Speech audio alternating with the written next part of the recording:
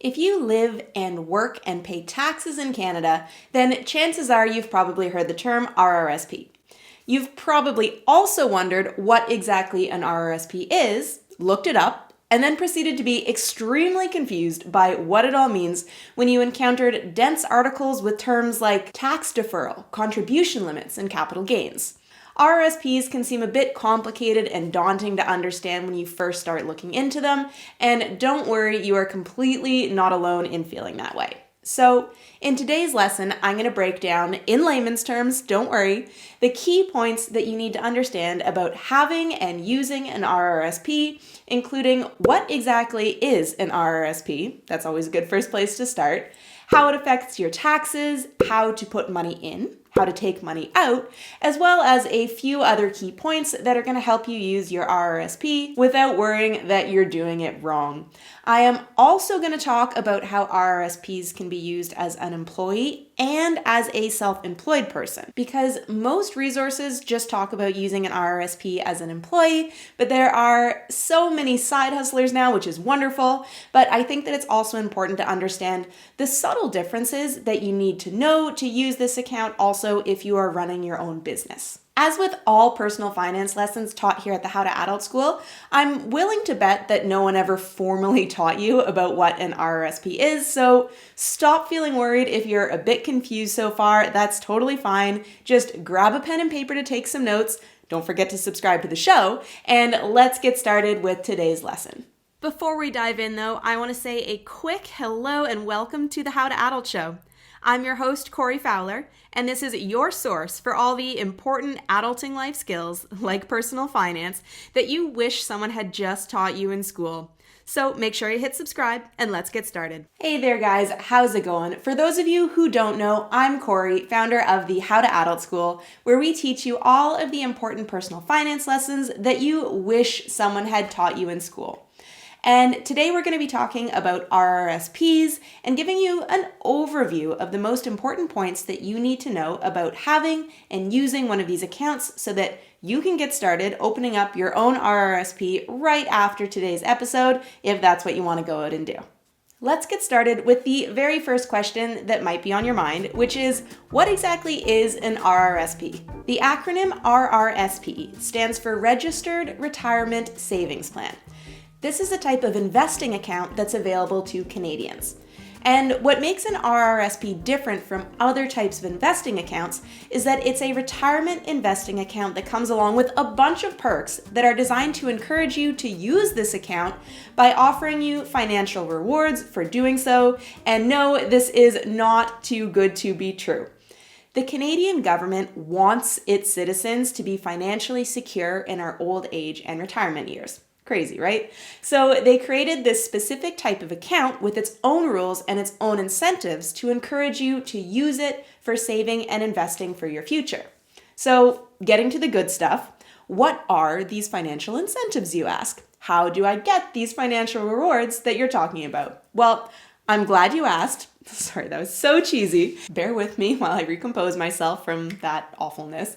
Anyway, to get the answer to this question, you're going to have to bear with me through just a tiny little bit of financial jargon. Just a tiny little bit, I promise. And I also promise that I will explain it all to you. There are two main financial benefits that come from using an RRSP.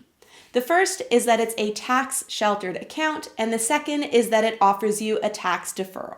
So, sticking with my promise of breaking it all down for you, breaking down the jargon, let's look at what it means when I say an RRSP is a tax-sheltered account.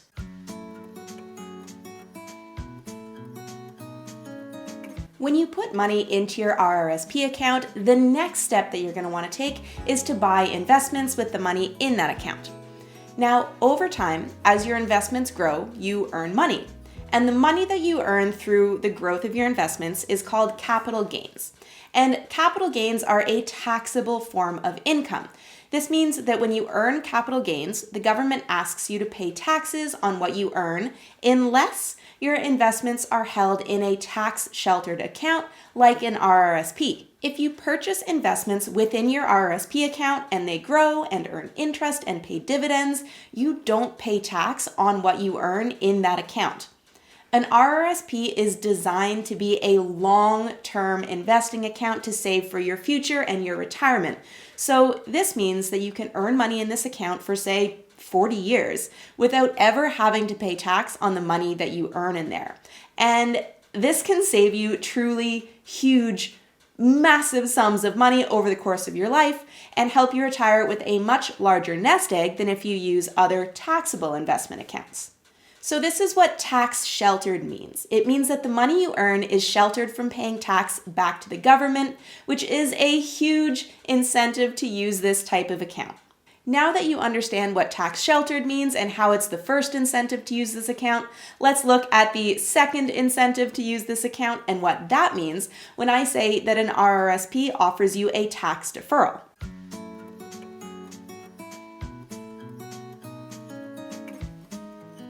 Contributing money to an RRSP gives you a tax deferral. This means that you don't pay tax on the money that you contribute until you take it out in the future in your retirement, and I'm going to explain exactly how this can immediately benefit you starting today. So let's say last year you earned a salary of $100,000. You hadn't learned about RRSPs yet, so you contribute precisely $0 to your RRSP. That's completely okay. But it means you pay $27,084 in taxes, including CPP, which leaves you with an after-tax income of $72,916. Now you learn about how to use an RRSP. So again, you have an income of $100,000, but this time you contribute $18,000 into your RRSP account. This has the effect of lowering your taxable income to $82,000. That's $100,000 minus $18,000. This means that you only have to pay tax on $82,000 worth of income. So now you pay $20,924 in total tax with CPP. I keep saying that because it's important to note that this just lowers your tax, not your CPP contribution. You don't want to lower that. And in total, this is going to leave you with an after-tax income of $79,076. All of this together means that by contributing $18,000 to your RRSP, you pay $6,160 less in tax, so your after-tax income is $6,160 higher. As I've said a few times already, this account is designed to be used for long-term saving and investing for your future and your retirement. You are not supposed to start taking money out of this account until you are retired. When you take money out of your RRSP in the future, it will be taxable, which is why it's called a tax deferral. But the overall idea is that you're going to be in a lower tax bracket in your retirement, most likely, than you are during the highest earning years of your life. For example, let's say you're going to be in a $60,000 a year tax bracket in the future instead of the $100,000 tax bracket that you're in right now. This means that you're going to pay less tax, you're going to pay a lower percentage of tax on that money if you take it out in the future than you would had you just kept it in your pocket now. And you're also going to have the benefit of your money and investments growing without being taxed on capital gains for all of those years that it's in your RRSP account. Now, this is where RRSPs differ slightly if you're traditionally employed versus being self-employed. If you're traditionally employed, then chances are you're likely paying tax with every paycheck. This means that if you're also contributing to your RRSP, you'll likely overpay your taxes over the course of the year, which means the government is going to send you back a tax refund. They're going to send you back a portion of your taxes that you've saved by contributing to your RRSP.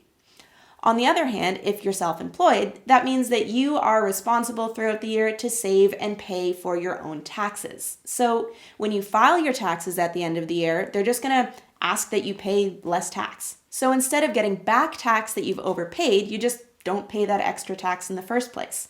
Both scenarios end up with you being in the exact same place and with you saving money on your taxes and having more money left in your pockets.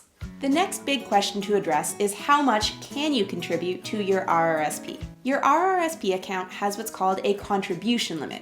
This means that you can't just put all of your money into the account to shelter yourself from taxes. There is a limit to how much you can put in each year, and there's a penalty for over-contributing, so you want to make sure that you don't accidentally put too much money into the account. The amount of money that you're allowed to contribute to your RRSP is the lesser of 18% of your previous year's salary or the maximum contribution limit for the year. This means that if your salary last year was $100,000, you're allowed to contribute 18% of that. So you're allowed to contribute $18,000. The maximum contribution limit is designed to cap extremely high income earners, and the amount changes a bit each year. You should just look it up if it applies to you. This year for 2021, it's $27,830 that you're allowed to contribute as a maximum. If you're not sure how much you're allowed to contribute, that is A-okay. You can find that number very easily by logging into your CRA My Account page. It should look like this. Or you can find your contribution limit listed on your NOA, Notice of Assessment, that you received after you filed your taxes last year. Another note on contribution limits is that your available space rolls over from previous years.